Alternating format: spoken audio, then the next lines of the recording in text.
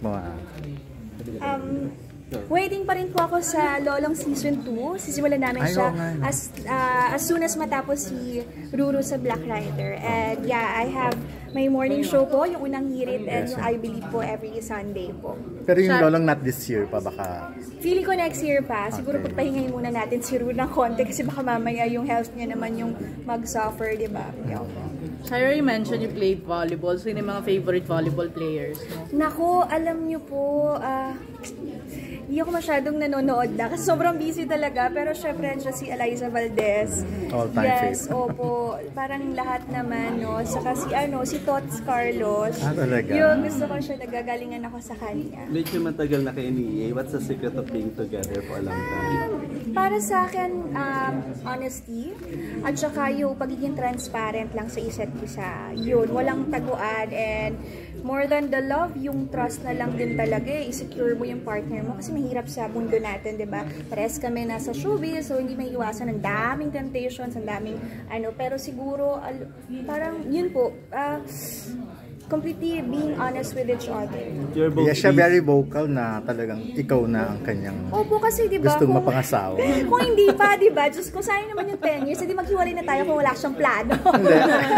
So ikaw din talaga. Ganun ba siya sa'yo? Sinasabi niya na sa'yo na yung mga plano niya? Yes, opo. Actually, yun yung nagugustuhan ko sa kanya kasi si Edgar very vocal siya sa plano niya. So, nakikita ko yung future ko na sa kanya kasi sinasabi niya na eto, lahat ng pinagtatrabahuan ko para sa atin na to. So, maganda kasi alam mo na hindi ka gugutumin pag naging mag-asawa na kayo, diba? Yung talagang aalagaan ka and may plano para sa'yo. Gusto kang bigyan ng magandang buhay. So, paano nga yun? Diba? Ito, nagdarating ng mga endorsement mo. Dahil baka kapag ka nagpakasal naman kayo, biglang umunte. So, set aside muna ang kasal or may plans na hindi, sabi ko kasi gagraduate muna ako. Tapos pagka-graduate, medyo ipon muna and then go. Ayoko kasi talaga pumunta or magsimula ng something, ng bagong journey nang hindi ako ready. So, ayoko nang may pagsisihan ako. Ayoko nang may kukulangin ako sa ganito. So, yun po. Pero pinag-uusapan ba ito? Mga 2 years dito rin. 2 or 3 years? 2 to 3 years, depende. Pero willing to wait naman siya. So kapag ka nag-propose si Edgar, matatanggihan mo ito ng bongga-bongga, sinabi sa kanyang 2 years or 3 years mo na ako depende sa sasabihin niya. Siguro kung isa-secure niya naman ako na willing to wait siya, no pressure, sige, engage tayo, pero ihintayin mo kung kailan ako ready. Okay. Engage muna, okay. Kahit long engagement, okay lang. Basta gusto ko kung papasok ako ng panibagong buhay kasama siya, gusto ko yung clean slate na, wala na akong tatrabahuhin na school, wala na akong, alam niyo yun, yung mga ganong bagay. So hindi pa ka-engage? Hindi pa? Hindi pa po. So hindi nyo muna gusto mag-live-in para at least, di ba? Hindi muna. Kasi baka magkasawaan. Pero alam niyo, kilala ko na kasi si Edgar 10 years na, so parang wala na akong kailangan malaman ba na parang ganon. And alam ko, very family-oriented siya. Very loving sa magulang. So parang sure na ako na pag naging mag-asawa na kami, parang wala na akong pupurundi na. Pero Shira, nung last ko na interview si EA, nagulat ako may ni-reveal siya. I'm sure nabalitaan mo rin yun. Anong ni-reveal niya dito? Paano sasabihin? May isa kang yun na nga. Opo. Yes. Wait lang gusto kong gamitin na term ay pure. Wag naman yung... Ayun nga, hindi ko nga mabanggit. Not real. Yung pure lang po. Yung pure state ko po. Yes po. Nagulat nga ako na siya yung Yes, kaya sabi ko nga, bihira na lang yung lalaki na makakahanap ka na tanggap yung ganong setup na gusto panatilian yung purity before marriage, diba? So, yun po. So, maghihintay pa siya ng panibagong 3 years bago... Kaya niya yun, 10 years na ba? Nagawa niya na, susuko pa ba siya? Di ba siya rin ang nawalan kasi ang tagal niya. Tagal niya naghintay mawawala. Paano niyo nagawa yung gano'n samantalang yung iba? Babae siya rin. Nasa babae. Opo.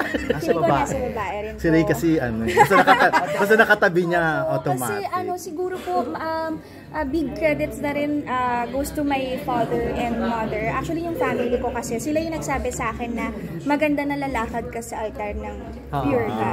Kasi parang yung konti na lang ngayon ng... yung best gift na mabibigay mo sa asawa. I know parang old school, pero tumatak siya sa isipan ko. And kahit yung daddy ko, kinausap din si Edgar, parang sinabi niya na, sabi niya, sobrang sarap sa feeling. Sobrang babaw daw na ako sa'yo pag nailakad mo yung anak ko ng ganun pa siya. So, ako, yun na. And then, siguro, natatakot lang ako sa responsibilities na, alam na, hindi natin masabi, baka may mga accidents na, alam, na gano'n. Paano kapag nagta-travel kayo abroad, may mga kasama kayo para maiwasan? Paano pa? Kapag nagta-travel kayong sa abroad, may mga kasama kayo para maiwasan? Family ko. Okay. At saka nag-usap naman po kami dyan. Sinabi ko kasi na hindi rin madali sa kanya yun. So sabi ko, kung hindi niya kaya, let go niya na ako. I mean, bumitaw na lang siya kasi naman magkasakitan pa kami. So, yun naman yung naging maganda. Nag-promise naman siya.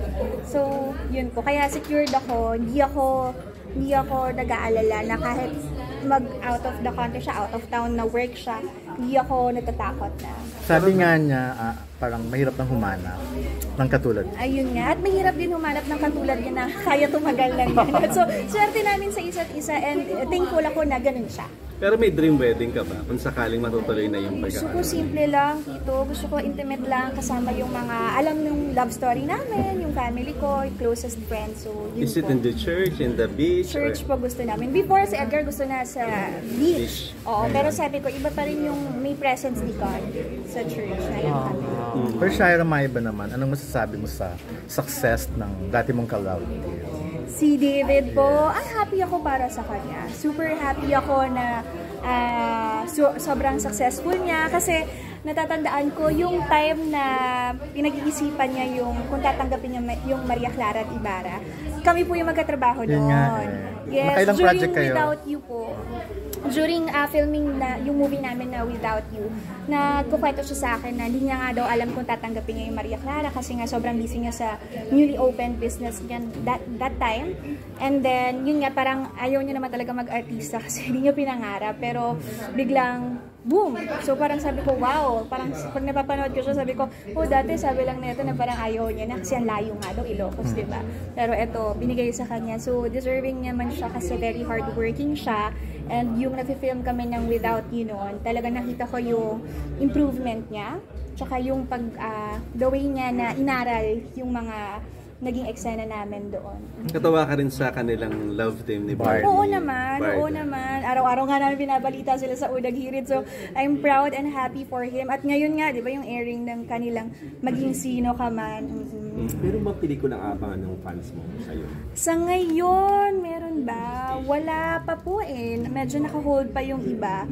Kasi sa schedule din po and yung school ko, nag-school ako ngayon. So, baka hindi kayaran. So, waiting lang din po ako sa lolong season 2. Nauso na ngayon yung collaboration with kapamilya artist. Opo. Ikaw ba may chance? Sino yung gusto mong makatrabaho na kapamilya? Gusto ko po si Joshua Garcia. Kaya lang kakagawa lang ng project niya. Iba naman si Joshua daw. tsaka si Gerald Anderson. So, yan. Sila yung gusto ko makatrabaho. Why them? Si Joshua, nagagalingan talaga ako sa kanya eh. Parang, BBB pa lang siya, napapanood ko na siya dun eh. Kasi, sino mag-aakala, diba? Tapos, parang sobrang natural niya umarte na iyak din ako, nadadala ako, ganun. Si Gerald naman, magaling din siya mahusay. Sabi rin ni Edgar, gusto niya makatrabaho. Sana makatrabaho ko daw si Je. Kasi magkaibigan sila eh. Oo, mahusay din naman talaga si Sa mga Gerald. babae naman. Sa babae, gusto ko si Julia Montes.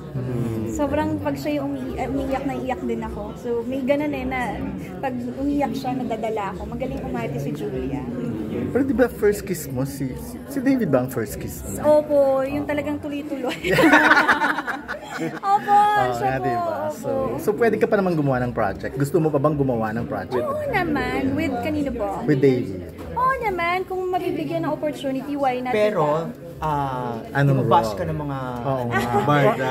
Parang ano ko na naman kasi nung film, yung showing yung Without You, ang hindi kasi nila alam na unang gawin yung Without You. Correct. And talagang nakaset siya na Valentine siya ipapalabas. Pero di niya inaasahan na nag-click yung Barda, sila ni Barbie. So, yeah, medyo nalungkot ako. Pero, syempre, hindi ko naman na-feel din na parang kailangan ko mag-explain sa kanila na ito yung plano talaga. So, iyon.